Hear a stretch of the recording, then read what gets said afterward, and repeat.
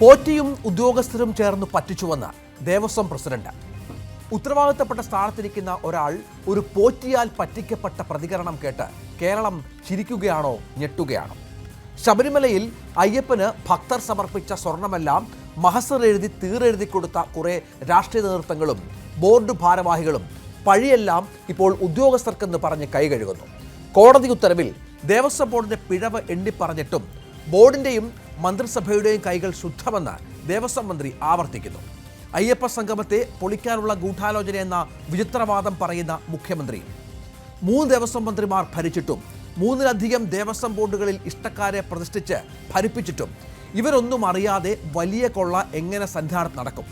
Devaswom vigilance കോടതിയിൽ കൈമാറിയ ഗുരുതരമായ കണ്ടെത്തലുകൾ നമ്മൾ കേട്ടു.